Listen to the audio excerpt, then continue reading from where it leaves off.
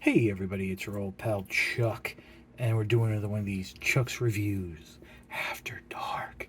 And we are taking a look at from the Beast Wars reissue line, another Walmart exclusive.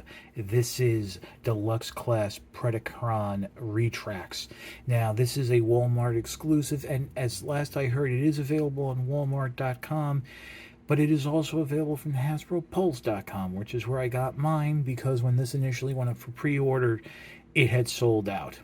I do not know if it's been found in stores yet, but we'll keep an eye out. And let me just start by saying this is TJ Omega's favorite toy, and that's dripping in sarcasm. This is a Plastic Attic Legend, and I have to say, I can kind of see why, but for different reasons. First of all, from what I can tell and what I've heard, there have been some changes made to the figure, namely the antenna face a different direction, and the springs in the pincer and in the stinger are a lot weaker, but for some reason, or at least on mine, either the spring that activates the ball curl gimmick is either much stronger or the clips holding it in place is much weaker, because as soon as I lift this figure up, the back wants to fold up. It does snap back into place, and as you just saw there in the front, doing so, just lightly touching these pincers, activates the closing gimmick. I mean, let's just go ahead and demonstrate that if you press the lever here or just tap the ground, that will snap shut there, and the stinger will spring out there. Now, I did mention that there is a hugging gimmick, and that if I were to pick this up from the middle and just squeeze in there, Retrax will curl up into a ball. Fortunately, the head there unpegged from those joints. That's actually more for robot mode. Now I do want to mention that the instructions are a little off on some things. First of all, they show that the legs should be bunched up like this. You can do that, or you can fold them back. That actually exposes more of the inside, so I guess you might want to leave it folded up like so. Also, they do show that you can activate all the gimmicks and then have this rolling ball of doom that looks sort of like Beast Wars Unicron. Yes, there was going to be a Unicron in Beast Wars. Can also fold the antennae back.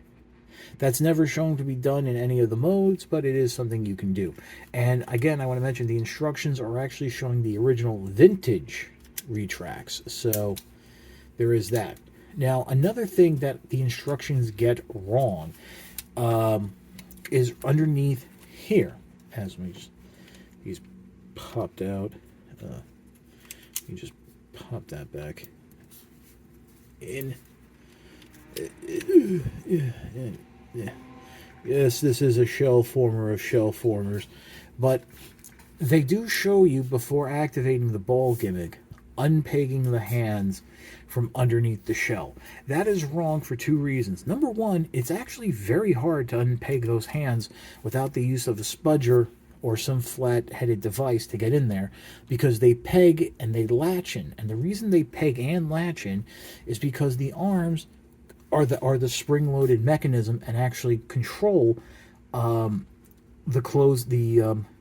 ball gimmick, the hugging gimmick, if you will. And by disengaging them from the shell, that's what connects them to the clip. So basically what ends up happening is the hands will just spring forward and there's no way to hold them in place. And the shell will just flop around.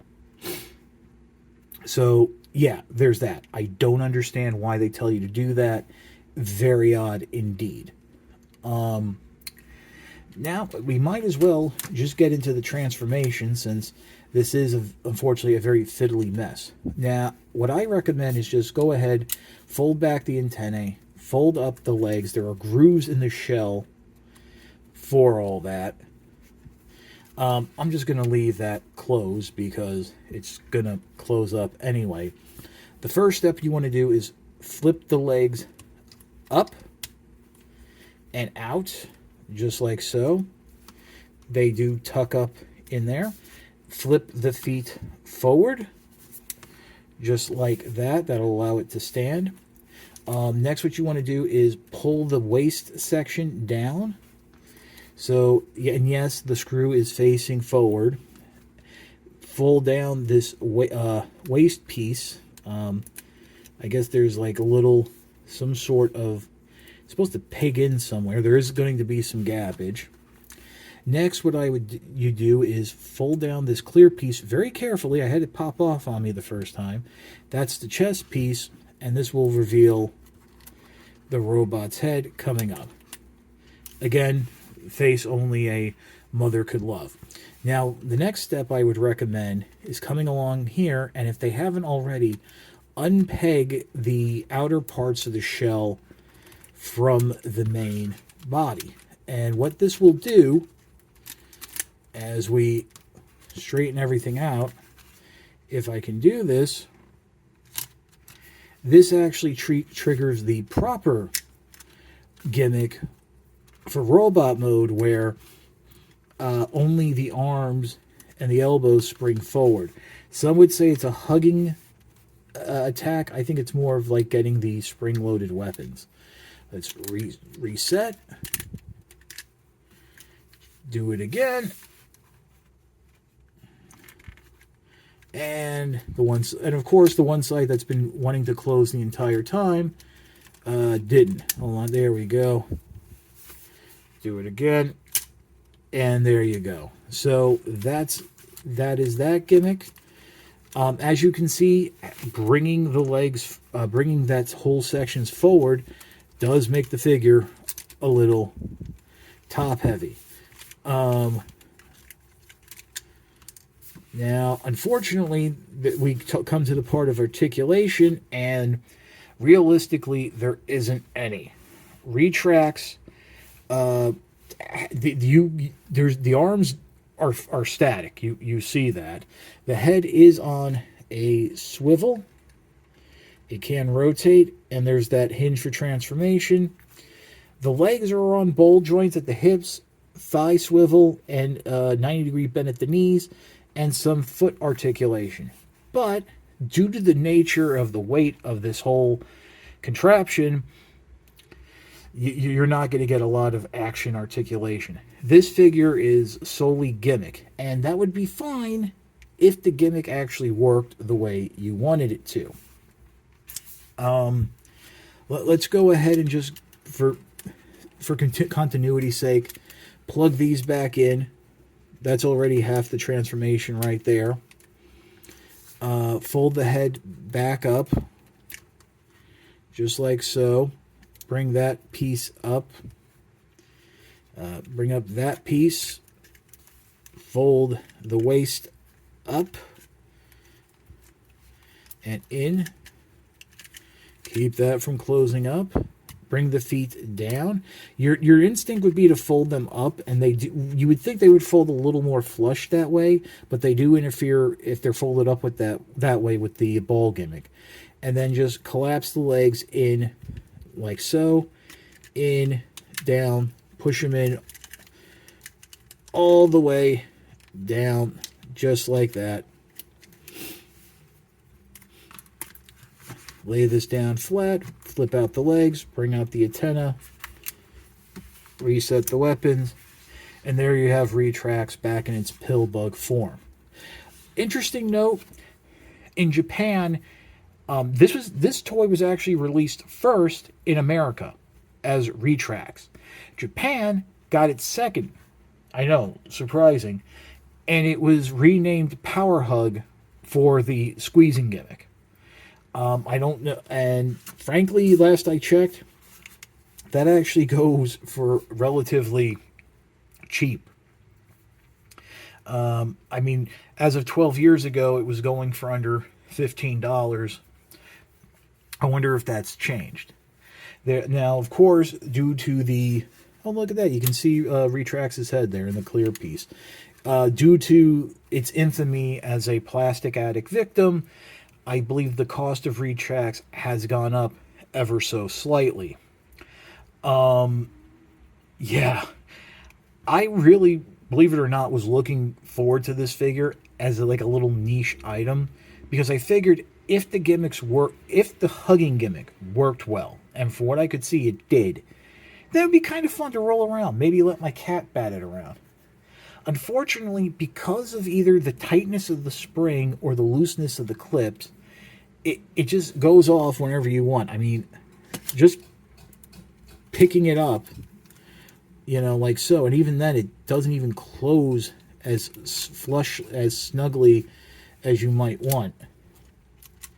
It's an issue. I will give it that. Let's, and you can get it to stay, but as soon as you pick it up, it's like, and then you reset it, but you're resetting it for what? Just to close it up. Oh, there we go. A little spin there, but yeah, if it was a little more secure and succinct with the transformation, I think it would work. I think, in terms of the gimmick, it would be a lot. It would be a lot of fun. I mean, it's a gimmick based toy, and I don't usually have a problem with those. Unfortunately, I have a problem with this because it just doesn't work. And I'm not even getting into the fact that just tapping the pinchers closes them up. Now, obviously, we can talk about how this looks nothing like a pill bug, but hey, it's a toy and it's supposed to be a Predacon, so there's that. So this is basically going to be a one-take review, so we're going to get into my final thoughts. And unfortunately, my final thoughts are, unless you have some nostalgic connection to Retrax, this was a beloved toy from your youth, a beloved family member got it for you, and you have these warm memories and the person is dead or something, you want to keep their memory alive, there is absolutely no reason to buy Retrax, especially at the fact that they're charging like 22, 25 plus for it at the deluxe price point, plus the because it's a reissue, there's a lower print run of it. I don't know why they went with Retrax over some better known toys. It's very possible that this actually sold well back in the day. I know, Recover, and that they believe there's some popularity to it. It's also possible that in terms of molds, this is what's still available and can be reproduced cheaply. I'm trying to think. I know I'm trying to apply logic to a toy, but that's the best I can do. These will eventually be showing up in Walmarts and clogging the shelves, as some of their other reissues are. Unfortunately, people are not going for Cyber Shark and Wolfang, so you might only be able to buy it online. But again, unless you have like a thing for bad toys or some genuine nostalgia for this, or you just need it to complete your collection and for whatever reason can't find a vintage one, I can't recommend it. So if you like this review, like, comment, and subscribe. Those do help with the algorithms. This is your old pal Chuck for Predacon Retrax. We will see you next time.